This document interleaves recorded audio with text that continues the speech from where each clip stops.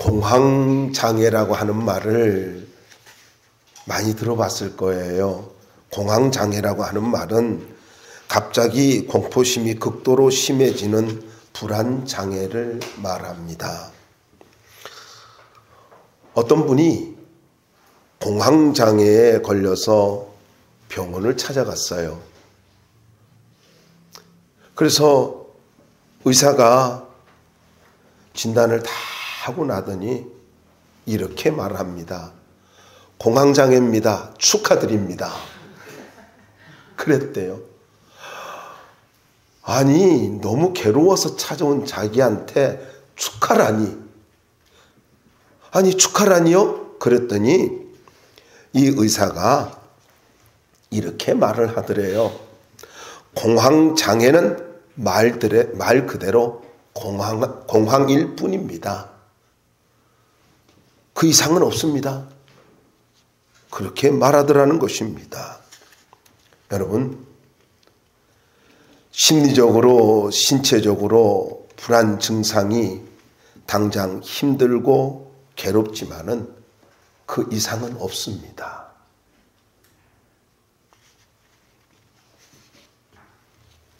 조금 설명을 더 드린다면 이렇게 이야기할 수 있습니다.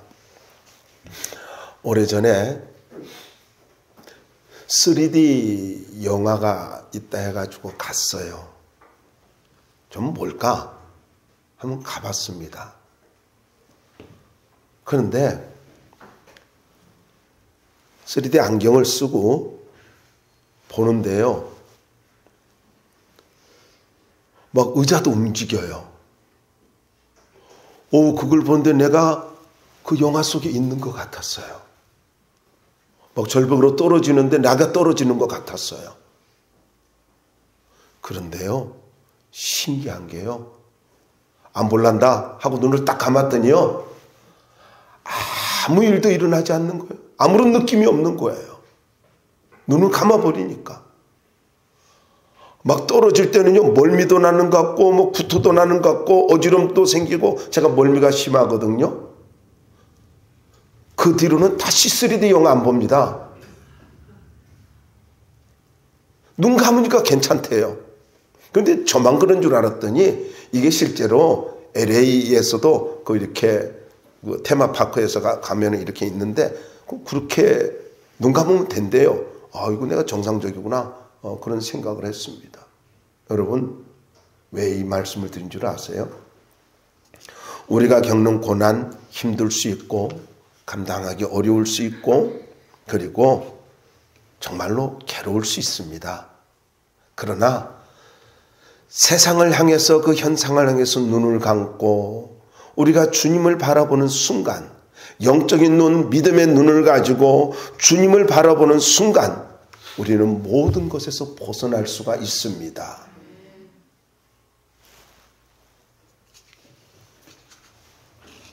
왜 그런 줄 아세요?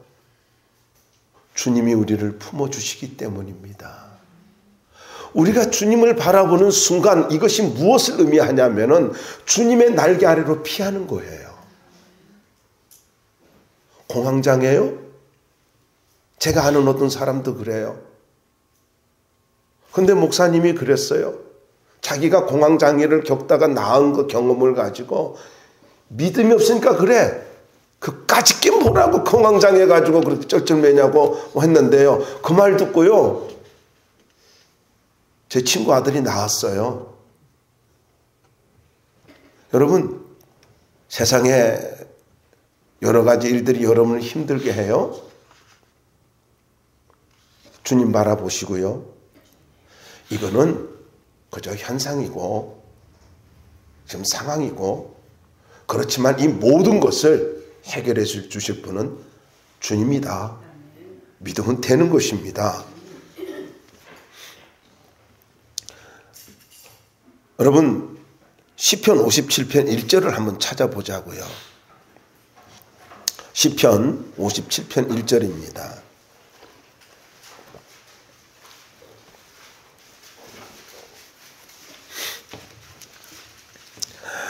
함께 읽어봅시다. 시작. 하나님이여 내게 은혜를 베푸소서. 내게 은혜를 베푸소서. 내 영혼이 주께로 피하되 주의 날개 그늘 아래에서 이 재앙들이 지나가기까지 피하리이다. 여러분, 다윗이 뭐라고 말하고 있습니까? 나도 다윗도 말하기를 나도 주의 날개 아래서 보호를 받고 주의 날개 아래서 안식을 얻기를 원합니다. 그래서 내가 주의 날개 아래로 피합니다. 이 모든 재앙이 지나가기까지 당신의 날개 아래로 피합니다. 이렇게 고백하고 있어요. 그런데 오늘 여기 51편 1절 말씀을 잘 보시면은요, 여러분 보자고요. 해답이 뭐라는 거예요? 주의 날개라는 거예요? 맞아요. 그런데 여기 말씀을 잘 보시면은요, 이렇게 말하고 있어요. 주의 은혜로, 주의 은혜로. 보세요. 하나님이여 내게 은혜를 베푸사, 내게 은혜를 베푸사. 무슨 말입니까? 은혜가 해답이라는 거예요. 은혜가 해답이라는 것입니다. 그런데 여러분 잘 보자고요. 여기 은혜가 해답인데 그러면은 무슨 말이냐면은 주님의 날개 아래 피하는 자에게 은혜가 있다는 이야기예요. 이해가 되세요? 누구에게 은혜가 해답이야. 은혜가 해답인데 누구에게 은혜가 있다고요? 주의 날개 아래 피하는 자에게. 이겁니다. 여러분 상황이 그럴 수 있어요. 심리적인 상태가 그럴 수 있어요. 여러분에게 주어진 문제가 너무나 심각할 수 있어요. 그런데 주의 은혜만 있으면 그거 다 해결된다는 것 아닙니까? 마음의 문제가 해결되어지고 심리적인 문제가 해결되어지고 신체적인 문제가 해결되어지고 그리고 상황의 문제가 해결되어질 수 있는데 그런데 그게 어떻게 한다고요? 은혜가 해답인데 누구에게 그 은혜가 임한다고요? 주의 날개 아래 피하는 자에게. 할렐루야 아닙니까? 오늘 본문은 이렇습니다. 고난 가운데 있었던 이 나오미와 룻이 주님의 날개 아래로 피해서 왔습니다. 그랬더니 거기에 뭐가 임했어요? 하나님의 은혜가 임하고 있습니다. 미리서 결론적으로 말씀드린다면요, 여러분 사람을 통해서 하나님의 은혜가 오더라는 거예요. 자, 첫 번째, 주의 날개 아래 피한 사람에게는요, 따뜻한 사랑과 호의가 있다는 것입니다. 호의를 받게 만들어요. 따뜻한 배려를 한번 볼까요? 8절과 9절 한번 읽어보자고요. 8절과 9절 한번 읽어봅시다. 시작. 보아스가 룻에게 이르되 내 딸아 들으라. 이삭을 주러 다른 밭으로 가지 말며 여기서 떠나지 말고 나의 소녀들과 함께 있으라. 그들이 베는 밭을 보고 내가 그 소년들에게 명령하여 너를 건드리지 말라 하였느니라. 목이 마르거든 그릇에 가서 소년들이 기러온 것을 마실지니라 하는지라.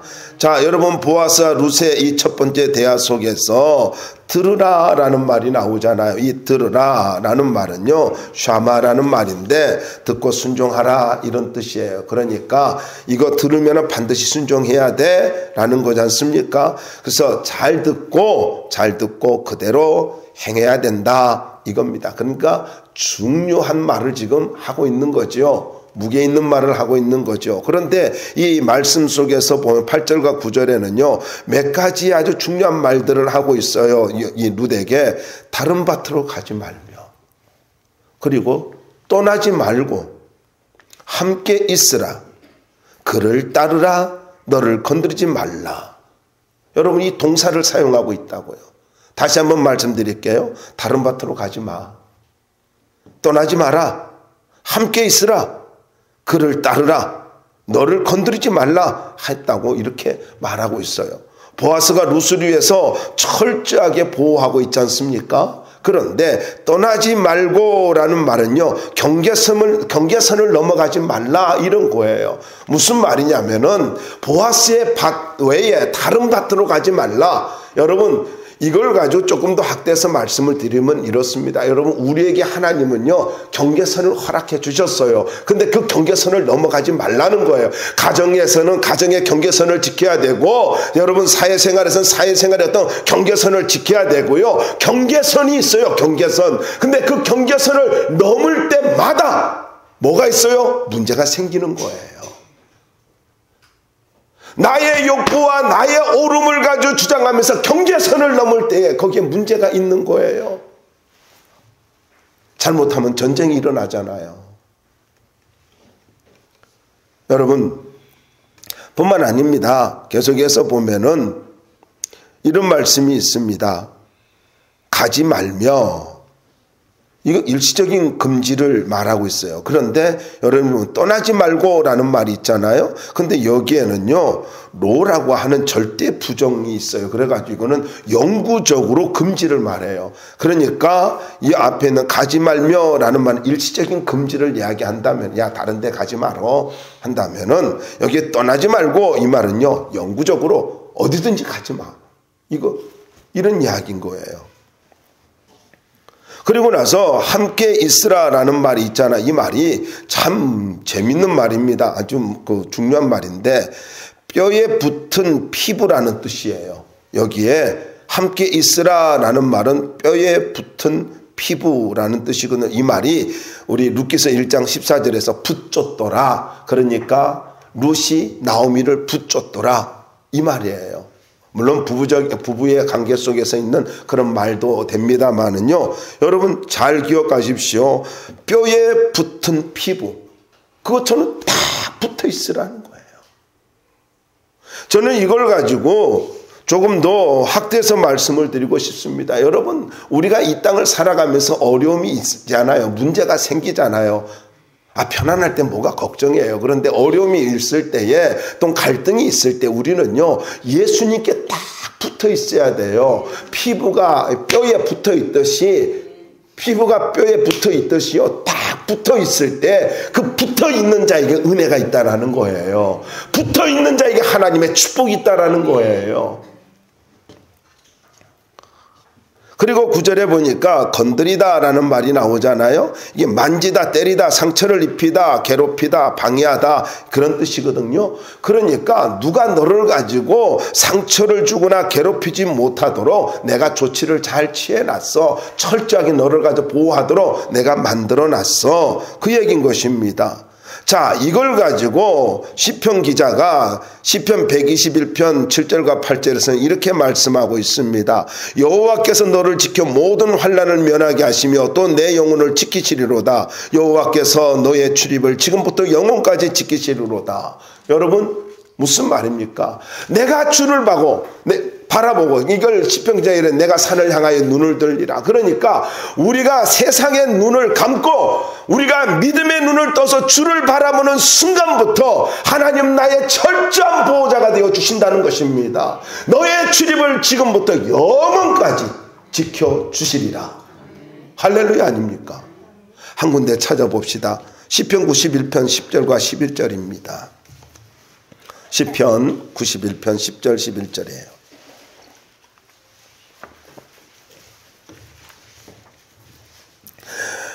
10절 11절 함께 읽어볼까요? 시작. 화가 내게 미치지 못하며 재앙이 내 장막에 가까이 오지 못하리니 그가 너를 위하여 그의 천사들을 명령하사 내 모든 길에서 너를 지키게 하심이라. 할렐루야 아닙니까? 화가 재앙이 너에게 미치지도 못하고 너의 가정에도 가까이 하지 못하도록 내가 해줄게. 여러분, 내가 주의 날개 아래 피해야 할 이유가 무엇입니까? 내가 주를 바라봐야 할 이유가 무엇입니까? 내가 주를 바라볼 때에 내 눈을 들어서 세상을 바라보는 것이 아니라, 여러분, 오로지 우리의 시선이 주를 향하여 있을 때에 어떤 화도 어떠한 재앙도 나에게 가까이 오지 못하고 내 장막에 가까이 오지 못하도록 하나님이 지켜주신대요. 그래서 여러분, 어떻게 살아야 돼요? 주의 날개 아래 피하는 것. 그것은 주를 바라보는 겁니다. 우리의 시선을 바꾸는 것입니다. 여러분, 그래서 예수 믿는 사람은 시선 처리 잘해야 돼요. 어디를 바라보고 있어요? 뭘 바라보고 있어요? 세상을 바라보면 걱정이 있고 염려가 있어요. 그런데 주를 바라보면은요, 주님이 다 책임져 주시잖아요.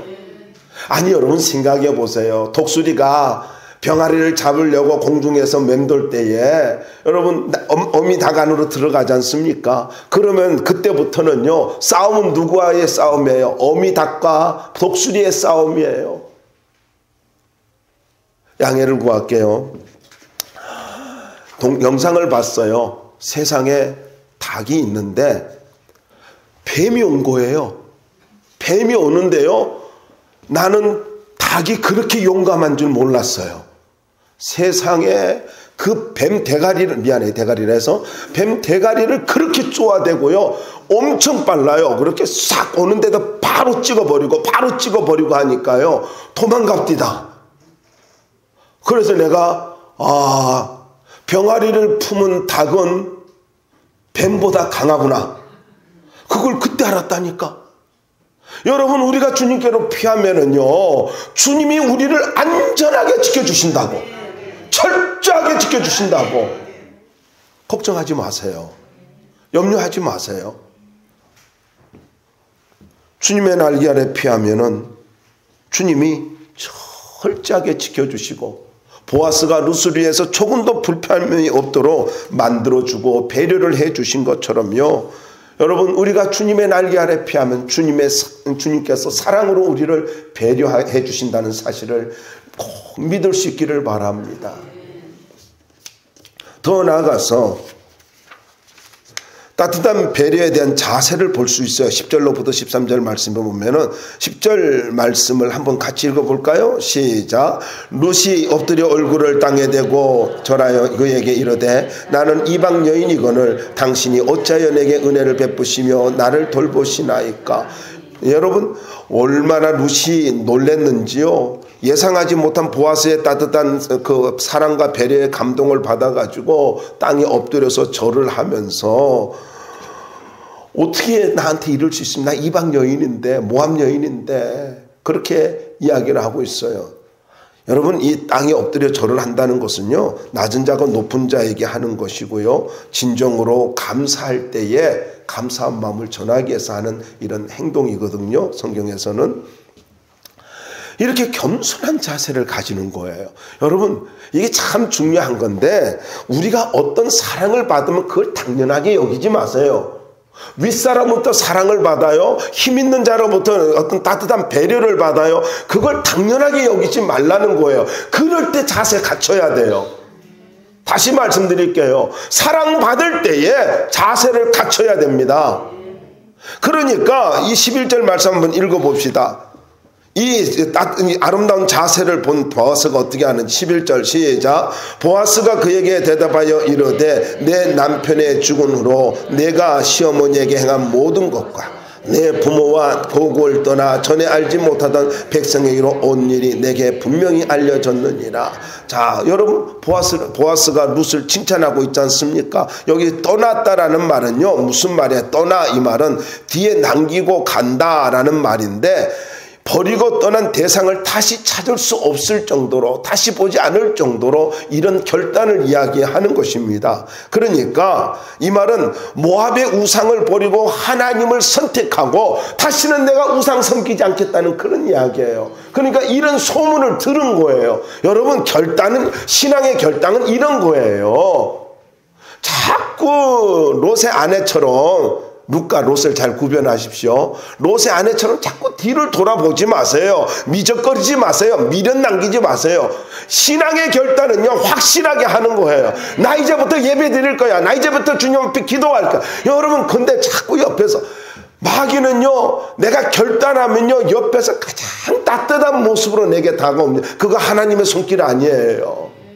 믿음을 흔들어 놓는 거, 타협하게 만드는 거는, 그거는 하나님의 손길이 아닙니다. 마귀의 유혹이에요. 그런데 룻은 어땠어요? 과감하게 결단한 것을 가지고 이야기를 하니, 그걸 가지고 이게 내가 잘 알고 있어, 그러면서 이렇게 표현하고서의 보아스가 이 아름다운 자세를 가지고 알려졌느니라, 이 말이 있잖아요. 어떤 물건을 눈에 잘 띄게 놓았다, 이런 뜻이에요. 그러니까 너가 믿음에 결단한 거 내가 분명히 안다. 내가 분명히 안다, 이거예요. 이거 여러분 꼭 하나님의 말씀 같지 않아요? 내가 믿음의 결단하면 아무도 알아주는 것 같지 않아. 그런데 하나님이 분명히 안돼요.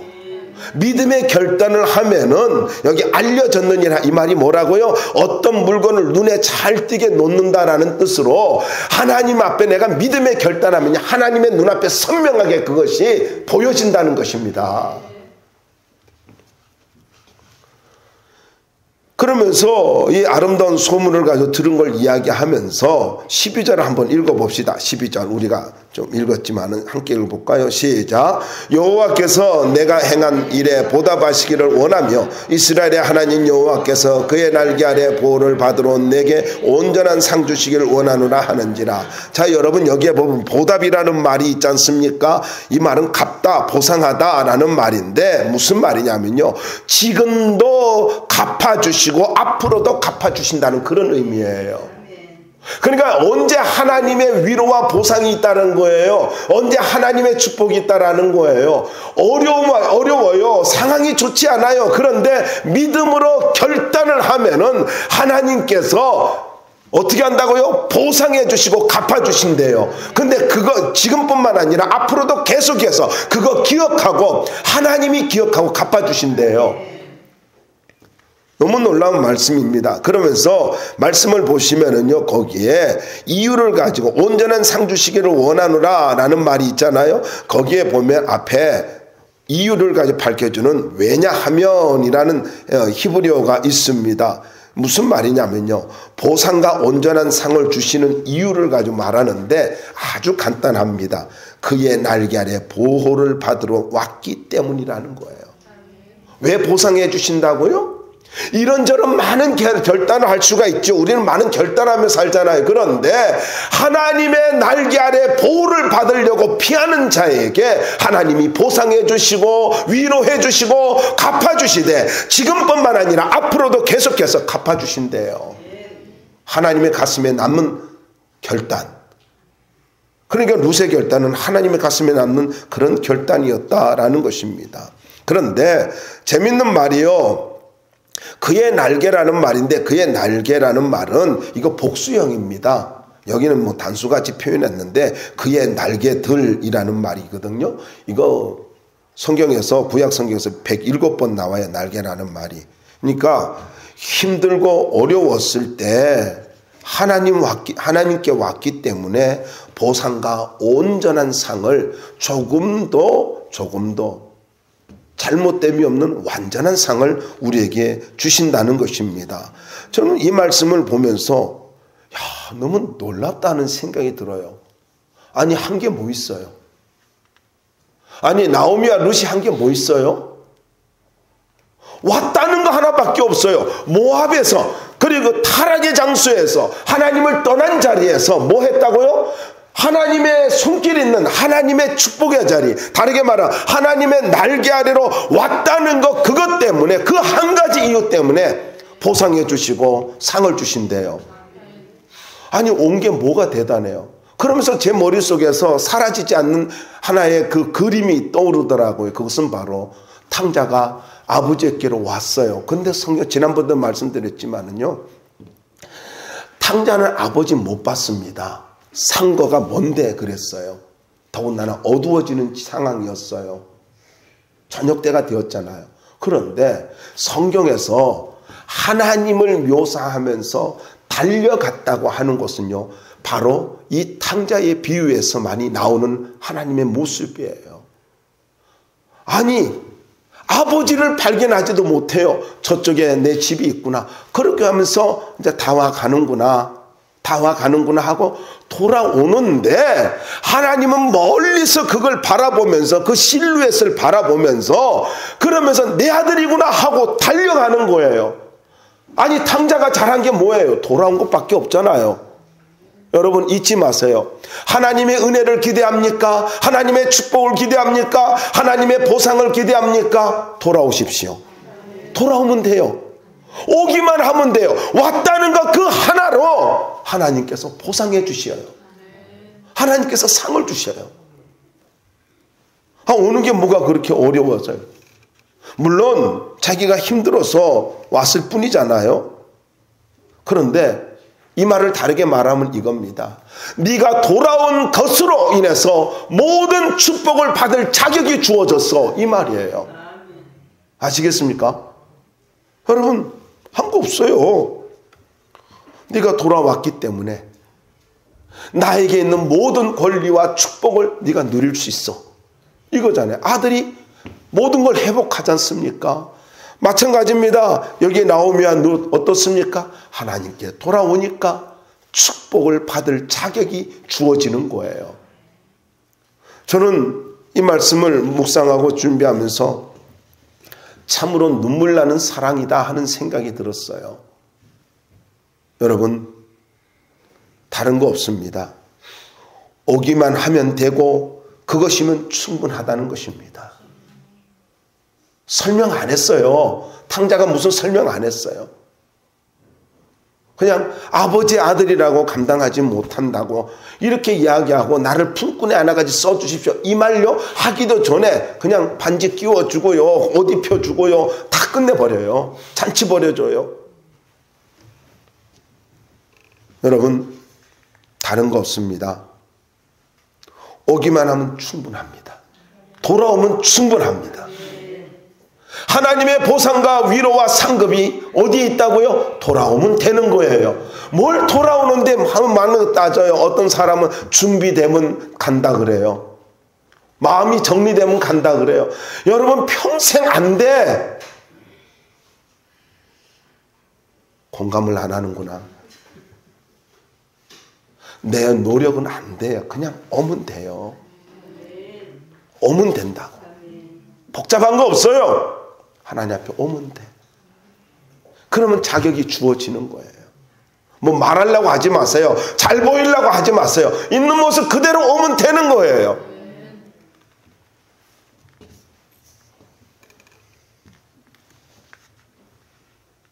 계속해서 13절 한번 보자고요. 13절. 이 말을 들은 룻이 어떤 반응을 하고 있는가 또 보자고요. 시작. 룻이 이르되 내 주여, 내가 당신께 은혜 있기를 원하나이다. 나는 당신의 하녀 중에 하나와도 같지 못하오나 당신이 이 하녀를 위로하시고 마음을 기쁘게 하는 말씀을 하셨나이다 하니라.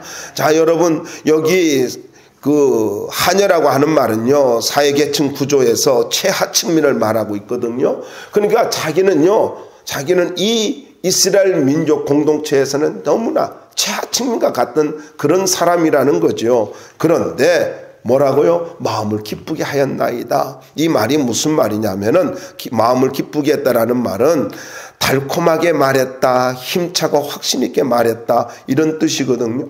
그러니까 자격 없는 사람에게 큰 감동과 위로와 행복을 주었다라고 고백을 하고 있습니다. 여러분, 이렇게 정리할 수 있어요.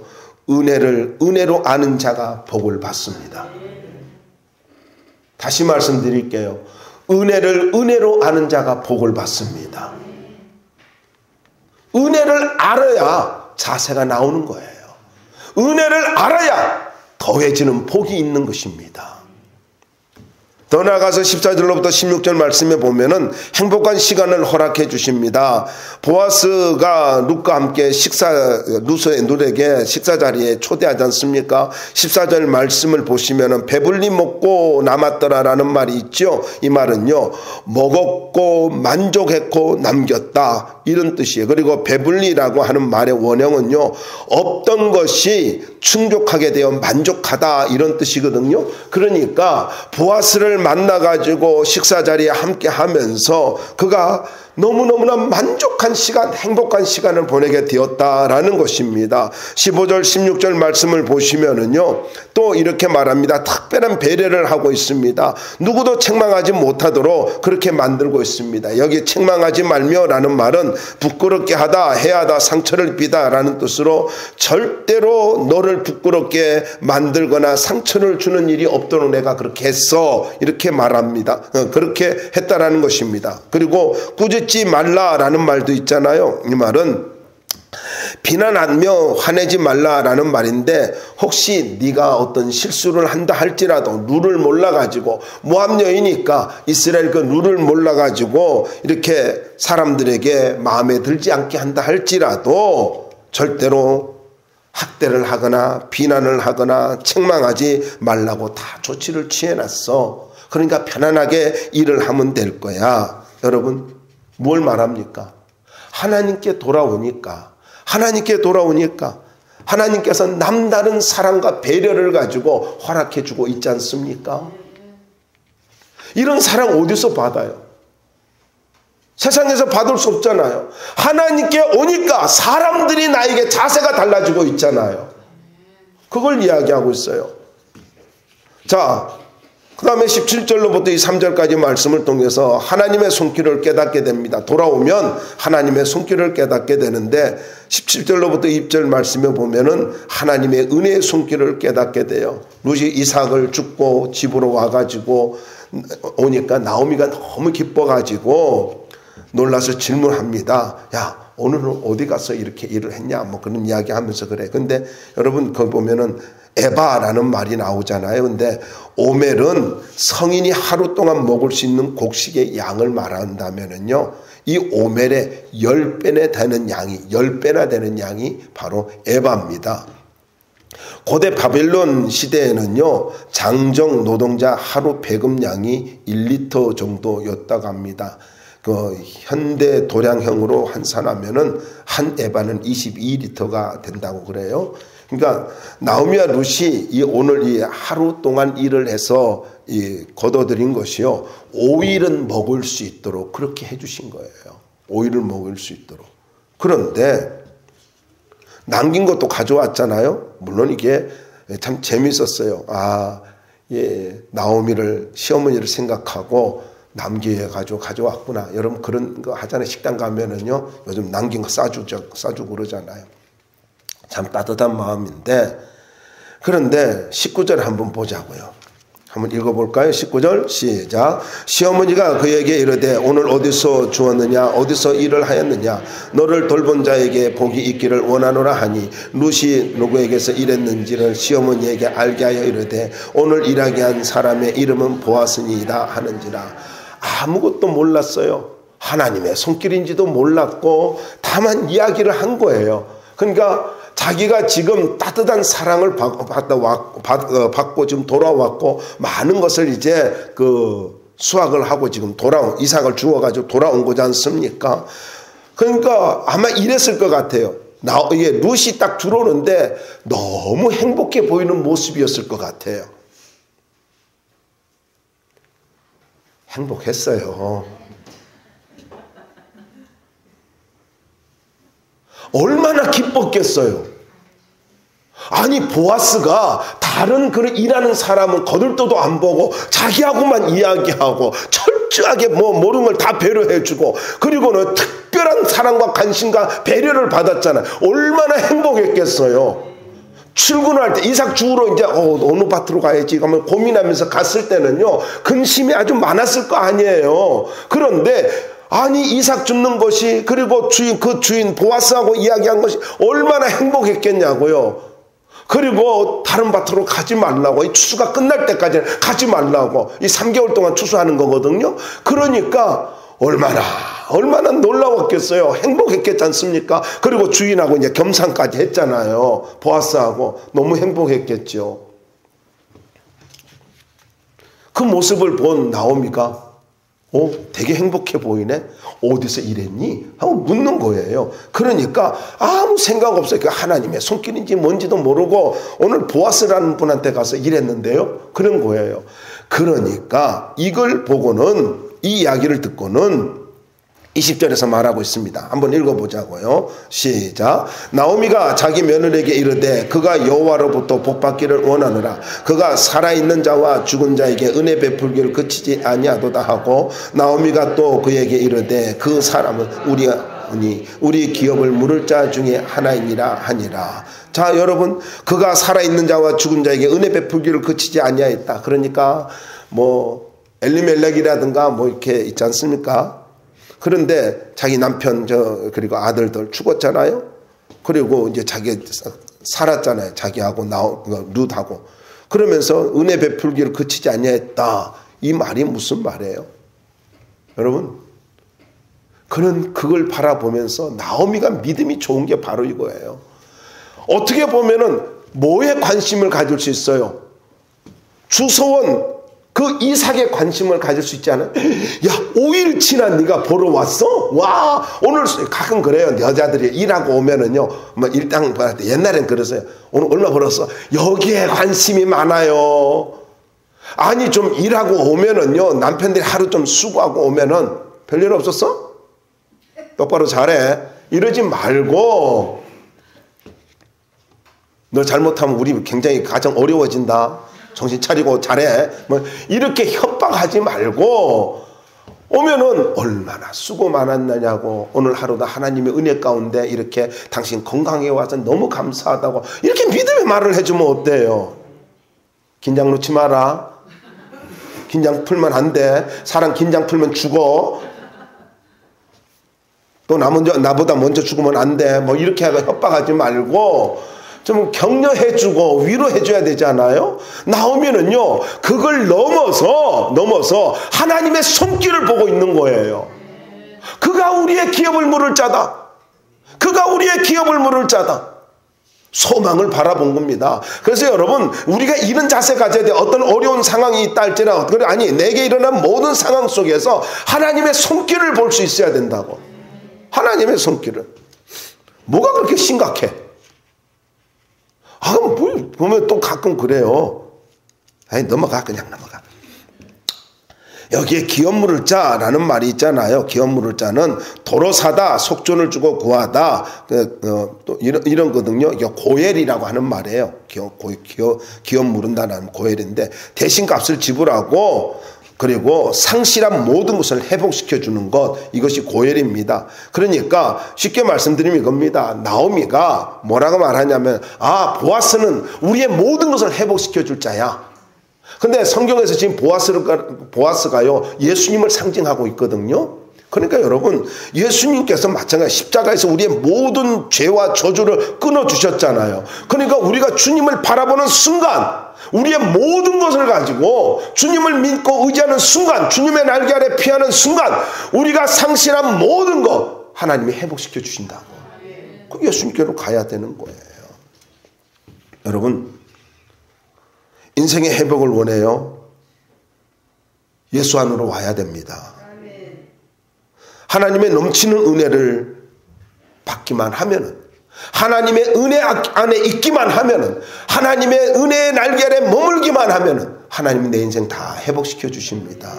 마지막입니다. 경제적 보호를 해주시는 걸 볼 수 있습니다. 21절로부터 23절인데, 나오미가 이게 룻에게 보아스의 말대로 다른 밭으로 가지 말고 그곳에서 열심히 일을 해라, 그렇게 말을 합니다. 그렇게 다른 밭으로 가지 말고 일해라 하니까 룻이 이 나오미의 말을 듣자 보아스의 말이 생각이 나가지고 21절 한번 읽어볼까요? 함께 읽어봅시다. 시작. 그가 내게 또 이러기를 내 추수를 다 마치기까지는 22절인가? 몇 절이에요 이게? 읽어봐요. 여러분 읽어주세요. 시작.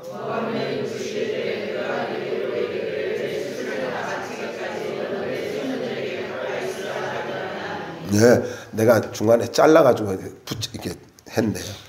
자, 추수는요 4월부터 6월까지예요. 그러니까 3개월 동안이거든요. 그래서 제가 또 궁금해가지고, 나는 이런 게 궁금해. 하루에 5일치 양식을 가지고 거둬왔다면은, 하루에 5일치 양식을 거둬왔다면은요, 또 이렇게 배려를 해줬을 거 아니에요. 그러니까 3개월 동안 일을 한다면은, 이거 저희 1년치 양식을 구할 수가 있지 않습니까? 그러니까 3개월 일하고 1년 동안 편안하게 살고, 그거예요. 그래서 경제적으로 보호를 받도록, 안정되도록 보아스가 장치를 해준 것 아닙니까? 그래서 23절 한번 보자고요. 23절. 한번 읽어봅시다. 시작. 이에 룻이 보아스의 소녀들에게 가까이 있어서 보리 추수와 밀 추수를 마치기까지 이삭을 주며 그의 시어머니와 함께 거주하니라. 그러니까 3개월 동안 어떻게 했어요? 철저하게 순종을 하면서 그곳에서 일을 하게 되었다라는 것입니다. 여러분, 무슨 말입니까? 하나님의 날개 아래 피하니까 하나님께서 그의 인생에 개입하십니다. 다시 말씀드릴게요. 알고 왔어요? 모압에서 알고 왔어요? 이런 일이 있을 거라고 알고 왔어요? 계획 세우고 왔어요? 아니잖아요. 그래서 여러분의 발걸음을 가지고 믿음으로 선택하는 발걸음은요, 알지 못한다 할지라도 의심하지 말기 바랍니다. 알지 못한다고 해서 여러분 두려워하지도 마세요. 내가 믿음으로 선택하면은 하나님께서 그걸 기억하시고 하나님이 현재뿐만 아니라 내 미래까지 책임져 주시고 보상해 주신다는 것입니다.